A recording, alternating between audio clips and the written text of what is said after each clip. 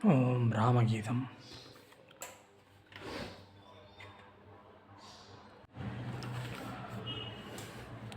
திருமண மகரிஷி. திருஷியமாகிய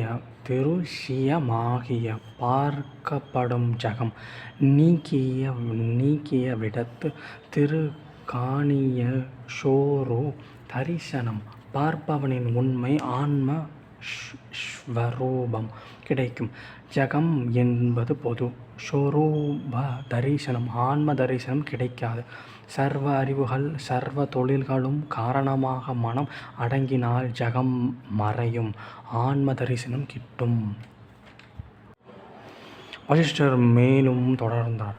ராமா, நான் பார்க்கும் உலகம் பலவித கஷ்டங்கள், பிறப்பு இறப்பு அழிவு போன்ற நினைவு நிலை, கனவு நிலை, தூக்க நிலைக்கு இந்த 3 நிலைகள் நாம் வாழ்கின்றோம்.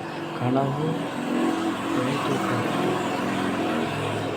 நாம் இப்பொழுது அமைதியாக தியானத்தில் அமர்ந்தாலும் மனம் சஞ்சலப்பட்டு எதையோ நினைத்து கொண்டே இருக்கிறது. அதுதான் ஆன்மாவின் பல பிறவிகளுக்கு காரணமாக அமைகிறது. நம் முன்னே உலகம், அதனால் எண்ணங்களும் தோன்றிக் கொண்டே உள்ளபோது எண்ணற்ற நிர்விகல்ப சமாதி அடைவது மிக கடுமையானது. இந்த 4வது நிலை துரிய நிலை. நினைவு, கனவு, தூக்கம் இவை முதல் 3 நிலைகள். அடுத்த துரிய நிலை எனப்படும்.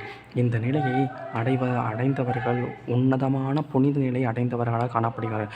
எப்படி விதைக்குள் எண்ணெய் இருக்கின்றதோ அப்படி மனதின் ஆசைகள் ஆழ புதைந்துள்ளன. எப்படி ஒரு விதைக்குள் ஒரு பெரிய மரம் ஒளிந்திருக்கிறதோ அதுபோல பிரம்மனின் மனதில் இந்த பரந்த உலகம் மறைந்திருக்கின்றது. ஆகாசராஜனின் கதை. பிரம்மனின் தன்மை விளக்கப்படுகிறது. வசிஷ்டர் மீன் தொடங்கினார். ராமா, நான் உனக்கு இப்பொழுது ஆகாசராஜனின் கதையை கூறுகின்றேன். உலக உற்பத்தி பற்றி அறிய உனக்கு இது உதவும். பிரம்மா ஆகாசராஜன் வடிவெடுத்து தியானித்து அமர்ந்திருந்தார். அது அதிக நாள் வாழ்வதைக் கண்டு இறப்பு உயிர்களுக்கு மரண தண்டனை விதிப்பனர்.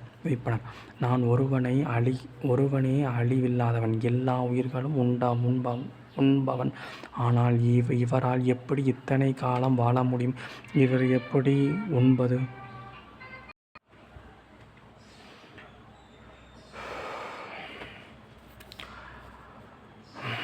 அது அதிக நாள் வாழ்வதைக் கண்டு இறப்பு உயிர்கள் மரணம் தண்டனை விதிப்பர். நான் ஒருவனே அழிவில்லாதவன், எல்லா உயிர்களையும் உண்பவன். ஆனால் இவற்றால் எப்படி இதனை காலம் வாழ முடிகிறது? இவற்றை எப்படி உண்பது என்று எந்த விதத்திலும் முடியவில்லை என்று எண்ணி தோல்வியை உணர்ந்து யமனிடம் சென்று முறையிட்டார். யமன், பிறரை அழிக்கும் உன்னுடைய பலத்தை நம்பி செயல்படாதே. இறைவனின் செயலாலே இறப்பும் காரணமாகின்றது. ஆகையால் ஆகாசராஜனின் செயல்களை கண்டுபிடி. பிறப்பு அவற்றை அறியாக்கலாம் என்று கூறினார். பின்பு அவரை இரையாக்கலாம் என்று கூறினார். இறப்பு ஆகாசராஜனின் செயலை மிகவும் கண்காணித்து அவர் எந்த செயலையும் செய்யவில்லை. மீண்டும் இறப்பு யமனிடம் சென்று அவனிடம் அறிவுரை கேட்டது. ஆன்மாவின் நிலை. யமன் கூறினார். இறப்பு, கேள். ஆகாசராஜன் எந்த செயலும் கிடையாது. காரணம், அவர் தன்னைத்தானே உருவாக்கி கொண்டார். ஆகாசத்தில் உண்டானவர். அவருக்கென்று செயல்கள் தனியாக கிடையாது. ஒரு பிறவியும் கிடையாது. தானே உருவாக்கிய உலகமார்க்க உலகை கவனித்தார். விளக்கம். ராமன் மகரிஷி எப்படி சிலந்தி வலையை பின்னி பின்பு வலையை பார்த்து தன்னித்திருக்கின்றதோ அப்படி கடவுள் உலகை படைத்து கணித்திருக்கிறார். எப்படி படம் வரைபவர் ஓவியர் மனதில் படம் தோன்றி அதை வரைந்து விட்டு தனியாக பார்த்து அமர்ந்திருக்கிறார், அதுபோல பிரம்மனும் உலகை தனித்து நிற்கின்றார். அவர் ஸ்வயம்பு ஆகையால் அவரை எதிலும் சிக்க வைக்க இயலாது. பிரம்மம் பிறப்பு அல்லது இறப்பும் அல்ல, அதற்கு அழிவும் கிடையாது. யமனின் வார்த்தையை கேட்டு இறப்பு தன்னுடைய இருப்பிடத்திற்கு திரும்பியது. ராமர், வணக்கத்திற்குரிய மணிவரே, பிரம்மன் எல்லாவற்றையும் காரணமானன், முதலானது என்று கூறுகின்றார். தானே பிறப்பதும் ஞானமுள்ள எல்லா ஆன்மாக்களும் மூல காரணம் என்கின்றார். எப்படி முத்து மாலையில் முத்துக்கள் கோக்கப்பட்டுள்ளதோ அப்படி பிரம்மத்தின் உலகங்கள் கோக்கப்பட்டுள்ளது என சொல்கிறீர்கள். பந்தத்துக்குள்ள காரணம் மனத்துக்கும் உலகுக்கும் உலகிலுள்ள பொருட்களுக்கும் தொடர்பில்லை. மனமே பிரம்மத்தின் ஓர் அங்கம் என்று கூறுகிறீர்கள். எனக்கும் உங்களுக்கும் பழைய நினைவுகளோ இறப்பு காரணமெல்லாம் ஏன் பிரம்மத்தின் பல கல்பகால நினைவுகள் கிடையாது?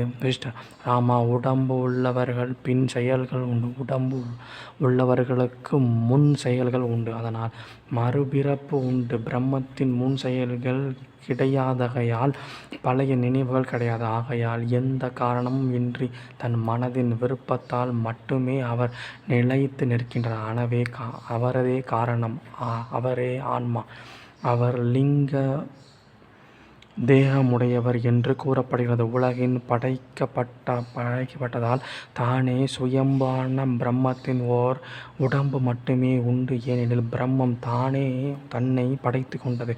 அவருக்கு மனம் மட்டுமே உண்டு. ஞானமே வடிவானவர், பௌத்திக உலக காரணமானவர். எப்படி காற்றடித்தால் கடலில் அலைகள் உண்டாயிற்றோ அப்படி அவர் பிரபஞ்சத்தை உண்டாக்கியுள்ளார். நிர்குணத்திலிருந்து சகுணமாக மாறிக்கொண்டவர். இந்த பிரபஞ்சம் அவர் மனதில் வேண்டுமென்றோ உருவானது. வேறு காரணமின்றி அவரே அதற்கு காரணமானவர். பூரணத்திற்கு பூரணம் வேத வாக்கியம்.